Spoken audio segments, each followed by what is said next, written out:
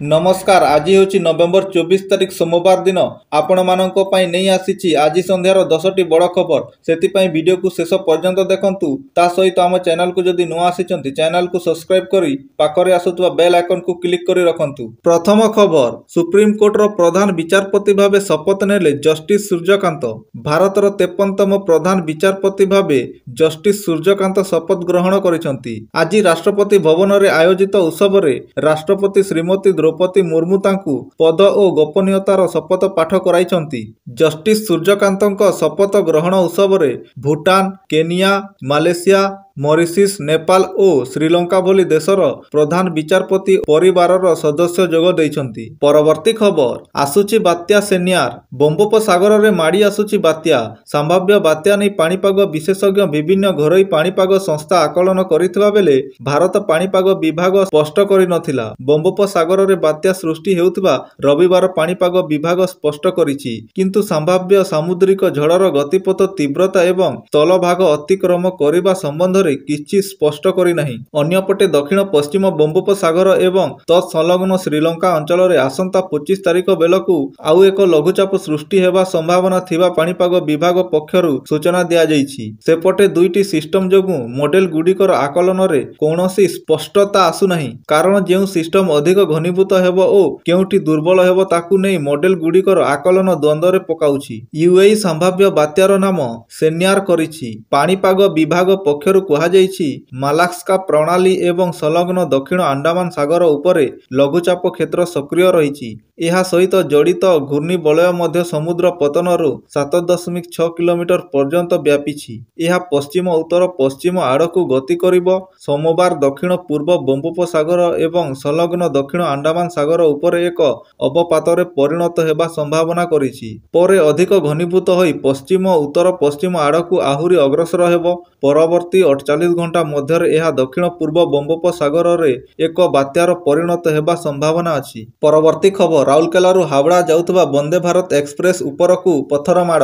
राउरकेलारू Howrah जाउतबा train संख्या 20872 Vande Bharat express रविवार पत्थर माड़ होइछि। ट्रेन कोच संख्या C13 रे थिबा सीट संख्या 23 निकटस्थ झरका काचकू कौनसी अज्ञात व्यक्ति पत्थर माड़ करितिबा सूचना मिलिछि। फलरे झरका काचटी भांगी जाइथिला। ट्रेन टी राउरकेला स्टेशन रु हावड़ा अभिमुखे यात्रा आरंभ करिवार किछि समय पर एही घटना घटिछि। एही झरका पाखरे बसितवा रेल यात्री जनक एक संपर्क रे ट्रेन कर्तृपक्ष सूचना देबा सह ट्रेन टी टाटानगर स्टेशन पहुंचिबा परे एएसआईआरआई एही घटना संपर्क रे रेलवाई प्रशासन को सूचना देइथिले, किंतु किए पत्थर फिंगिछि से अभियुक्तक परिचय ए पर्यंत मिली नाही। रेल प्रशासन घटनार तदंत आरंभ करिछि। परवर्ती खबर, दिल्ली रे हेबो बड़ परिवर्तन।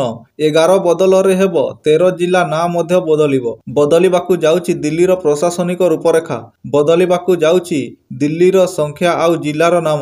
मिलिथिबा सूचना अनुसार राजधानी दिल्लीर प्रशासनिक ढांचारे बड़ धरणर परिवर्तन हेबाकू जाउछि। वर्तमान दिल्ली रे 11टी जिला थिबा बेले एही संख्या 13 को वृद्धि पाइबो। सरकार एही प्रस्ताव को मंजूरी देइथिबा बेले वर्तमान केवल उपराज्यपाल शेष निष्पत्ति ग्रहण करिवे। नुआ प्रस्ताव कार्यकारी हेले लोकंकु आउ विभिन्न कार्य को दौड़ाकू पड़ो नहीं। सेथिपाई जिला गुड़िकू म्युनिसिपल जोन आधार रे सीमाबद्ध कराजिबो। अनेक जिलार नाम मध्य परिवर्तन कराजिबो। परवर्ती खबर, बांग्लादेश रे जटिल स्थिति। हसीनांक प्रत्यार्पण दाबी रे विक्षोभ।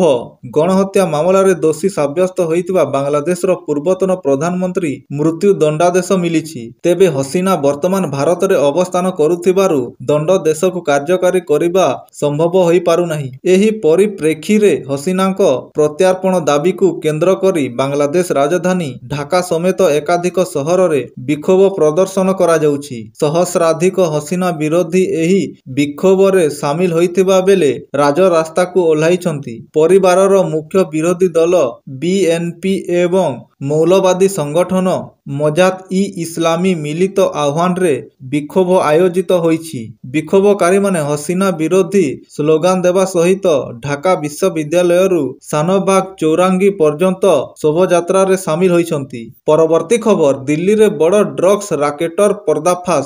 ଦିଲ୍ଲୀରେ ବଡ଼ ଡ୍ରଗ୍ସ ରାକେଟର ପର୍ଦ୍ଦାଫାଶ ହୋଇଛି। ନାର୍କୋଟିକ୍ସ କଣ୍ଟ୍ରୋଲ ବ୍ୟୁରୋ ଏନସିବି ଦିଲ୍ଲୀରେ ବଡ଼ ରେଡ୍ କରି 262 କୋଟିରୁ ଅଧିକ ଟଙ୍କାର ଡ୍ରଗ୍ସ ଧରିଛି। ପ୍ରଥମେ ଏକ ଫାର୍ମ ହାଉସରେ ଚଢ଼ାଉ ହୋଇଥିଲା। ତେବେ ତଥ୍ୟ ଆଧାରରେ ଲଗାତାର 3 ଦିନ ଧରି ରେଡ୍ ପରେ ବେଲେ ଏତେ ପରିମାଣର ଡ୍ରଗ୍ସ ଜବତ ହୋଇଛି। ଏହା ସହ ଅନ୍ତର୍ଜାତୀୟ ସ୍ତରରେ ସକ୍ରିୟ ଥିବା ସିନ୍ଥେଟିକ୍ସ ଡ୍ରଗ୍ସ ରାକେଟର ପର୍ଦ୍ଦାଫାଶ ହୋଇଛି। ଏହି ପୁରା ନେଟୱାର୍କ ଦେଶ ଅପରେଟରଙ୍କ ନିର୍ଦ୍ଦେଶରେ କାମ କରୁଥିଲା। ଫାର୍ମ ହାଉସରେ ଚଢ଼ାଉ ପରେ ଦିଲ୍ଲୀ ଏନସିଆରରେ ଅନେକ ଠିକଣାରେ ଓ ସନ୍ଦିଗ୍ଧ ଗତିବିଧିକୁ ଟ୍ରାକ୍ କରାଯାଇଥିଲା। ସମ୍ପୃକ୍ତ ମହିଳାଙ୍କ ସମ୍ପର୍କରେ ବି ବିଶେଷ ତଥ୍ୟ ସେ ଦେଇଛି। ଏହି ଡ୍ରଗ୍ସ କାରବାରରେ ବିଦେଶୀ ଲିଙ୍କ ଥିବା ବି ଜଣାପଡ଼ିଛି। କେନ୍ଦ୍ର ଗୃହମନ୍ତ୍ରୀ ଅମିତ ଶାହ ଚଢ଼ାଉ କରିଥିବା ପୁରା ଟିମ୍କୁ ଶୁଭେଚ୍ଛା ଜଣାଇଛନ୍ତି। ଏହାର ନେଟୱାର୍କ କେଉଁ କେଉଁ ଅଞ୍ଚଳକୁ ବ୍ୟାପିଛି ସେ ନେଇ ଖୋଲତାଡ଼ ଚାଲିଛି। ପରବର୍ତ୍ତୀ ଖବର, ବାରମ୍ବାର ଆତ୍ମହତ୍ୟା ଧମକ ଦେଲେ ଛାଡ଼ପତ୍ର। ଜୀବନସାଥୀ ବାରମ୍ବାର ଆତ୍ମହତ୍ୟା ଧମକ ଦେବା ଏକ ମାନସିକ କ୍ରୂରତା, ଯାହା ଅନେକ ସହ୍ୟ କରିବା ଭାରି କଷ୍ଟ। ବରଂ ତାଠାରୁ ଭଲ ଛାଡ଼ପତ୍ର ଦେଇ ଅଲଗା ହୋଇଯିବା ଭଲ। ଏଭଳି ରାୟ ଶୁଣାଇଛନ୍ତି ବମ୍ବେ ହାଇକୋର୍ଟର ଏକ ଖଣ୍ଡପୀଠ। ମାମଲା 2006ର ଏକ ବିବାହ ସମ୍ପର୍କିତ ପତି ପତ୍ନୀ ମଡାନ୍ତରକୁ ନେଇ ଅଲଗା ରହୁଥିଲେ। ଦୁହିଁଙ୍କ ସମ୍ପର୍କରେ ସୁଧାର କୌଣସି ଆଶା ନଥିଲା। ପତ୍ନୀ ବାରମ୍ବାର ଆତ୍ମହତ୍ୟା ଧମକ ଦେଉଥିଲେ, ଆତ୍ମହତ୍ୟା ଉଦ୍ୟମ କରିଥିଲେ। ଖାଲି ଏତିକି ନୁହେଁ, ସବୁବେଳେ ସ୍ୱାମୀଙ୍କୁ ସନ୍ଦେହ କରୁଥିଲେ। ଏଥିରେ ସ୍ୱାମୀ ବ୍ୟତିବ୍ୟସ୍ତ ହୋଇ ଫ୍ୟାମିଲି କୋର୍ଟରେ ଛାଡ଼ପତ୍ର ପାଇଁ ଆବେଦନ କରିଥିଲେ। ହେଲେ କୋର୍ଟ ଏହାକୁ ଖାରଜ କରିବା ପରେ ବମ୍ବେ ହାଇକୋର୍ଟ ଦ୍ୱାରସ୍ଥ ହୋଇଥିଲା ସ୍ୱାମୀ। ସବୁ ସାକ୍ଷ୍ୟ ପ୍ରମାଣକୁ ଯାଞ୍ଚ କରିବା ପରେ ଘଟଣାର ସତ୍ୟକୁ ଅନୁଭବ କରିଥିଲେ ଜଷ୍ଟିସ ଚନ୍ଦ୍ରଶେଖର ଓ ଜଷ୍ଟିସ ଗୌତମ ଖଣ୍ଡପୀଠ।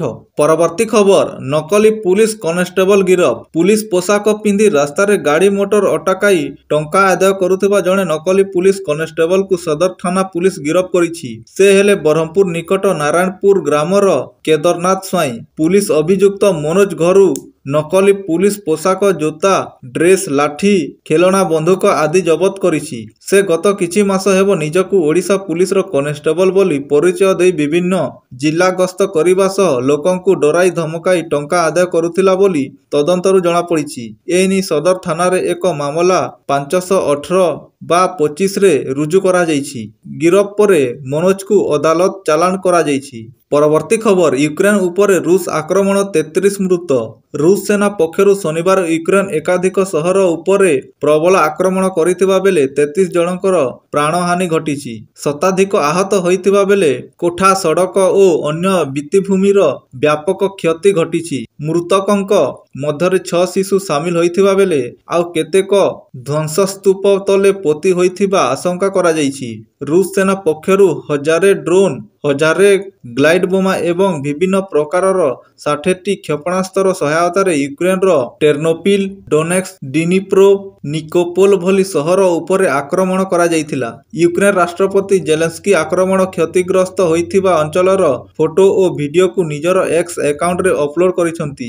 ରୁଷ ସେନା ୟୁକ୍ରେନର ଜନବସତି ଓ ସାଧାରଣ ଲୋକଙ୍କୁ ନିରାଶ କରୁଥିବାରୁ ଜେଲେନ୍ସ୍କି ଏହାର ତୀବ୍ର ନିନ୍ଦା କରିଛନ୍ତି। ଏହି ଆକ୍ରମଣକୁ ନେଇ ଜେଲେନ୍ସ୍କି ଇତିମଧ୍ୟରେ ଆମେରିକା, ଜର୍ମାନୀ, ଫ୍ରାନ୍ସ ଓ ବ୍ରିଟେନର ଉଚ୍ଚ ପଦାଧିକାରୀଙ୍କ ସହ ଆଲୋଚନା କରିଛନ୍ତି।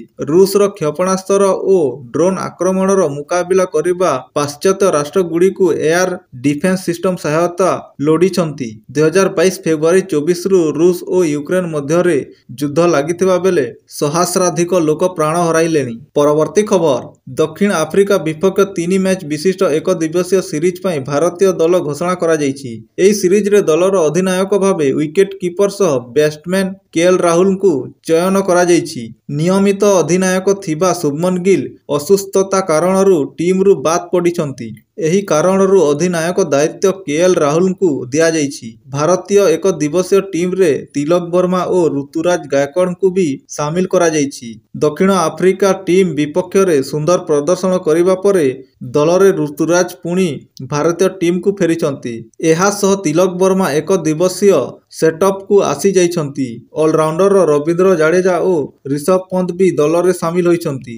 ଏହି ଦୁଇ ଖେଳାଳି ଅଷ୍ଟ୍ରେଲିଆ ଗସ୍ତ ବେଳେ ଦଳରେ ସାମିଲ ହୋଇନଥିଲେ। ରୋହିତ ଶର୍ମା, ଯଶସ୍ୱୀ ଜୟସୱାଲ, ବିରାଟ କୋହଲି, ତିଲକ ବର୍ମା, କେଏଲ ରାହୁଲ, ରିଷଭ ପନ୍ତ, ୱାଶିଂଟନ ସୁନ୍ଦର, ରବୀନ୍ଦ୍ର ଜାଡେଜା, କୁଲଦୀପ ଯାଦବ, ନୀତିଶ କୁମାର ରେଡ୍ଡି, ହର୍ଷିତ ରାଣା, ଋତୁରାଜ ଗାୟକୱାଡ, ପ୍ରସିଦ୍ଧ କୃଷ୍ଣା, ଅର୍ଶଦୀପ ସିଂ, ଧ୍ରୁବ ଜୁଡେଲ ଭାରତୀୟ ଏକ ଦିବସୀୟ ଟିମ୍ରେ ରହିବେ।